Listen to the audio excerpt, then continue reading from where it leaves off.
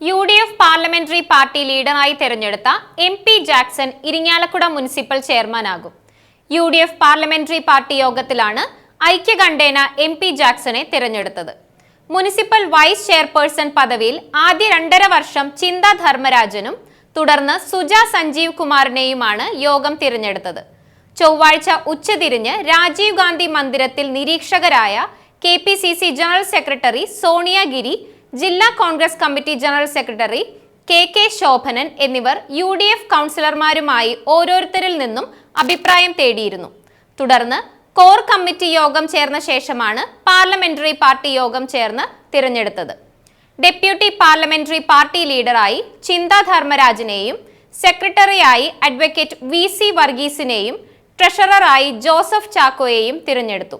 സ്വതന്ത്ര സ്ഥാനാർത്ഥികളായി മത്സരിച്ച് ജയിച്ച ജോസഫ് ചാക്കോ, വിനിൽ വിജയൻ എന്നിവരെ പാർട്ടിയിൽ തിരിച്ചെടുത്തതിനെ തുടർന്ന് ഇരുവരും പാർലമെന്ററി പാർട്ടി യോഗത്തിൽ പങ്കെടുത്തിരുന്നു.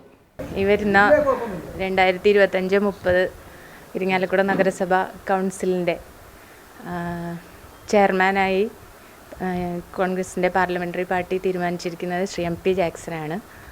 5 വർഷക്കാലം അദ്ദേഹം തന്നെ ചെയർമാനായി തുടരും.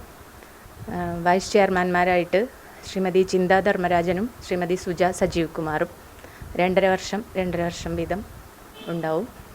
പിന്നെ പാർലമെൻ്ററി പാർട്ടി ലീഡറായി ശ്രീ MP ജാക്സൺ, ഡെപ്യൂട്ടി ലീഡറായി വൈസ് ചെയർമാൻ ചിന്ത ധർമ്മരാജൻ, സെക്രട്ടറിയായി ശ്രീ VC വർഗീസ്, അതുപോലെ ട്രഷററായി ജോസഫ് ചാക്കോ.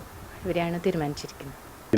എല്ലാവരും ഒറ്റക്കെട്ടായി ഈ തീരുമാനത്തിനെ സ്വാഗതം ചെയ്ത് മുന്നോട്ട് പോകാനാണ് പാർലമെൻ്ററി പാർട്ടിയിൽ തീരുമാനം ഉണ്ടായിരിക്കുന്നത്. 5 വർഷക്കാലം ഇരിങ്ങാലക്കുടയുടെ സമഗ്ര വികസനവും വാർഡുകളുടെ പൊതുവെയുള്ള വികസനത്തിനും മുൻതൂക്കം നൽകിക്കൊണ്ട് ഒരു നല്ല ഭരണം കാഴ്ചവെക്കാനാണ് പാർലമെൻ്ററി പാർട്ടിയുടെ തീരുമാനം.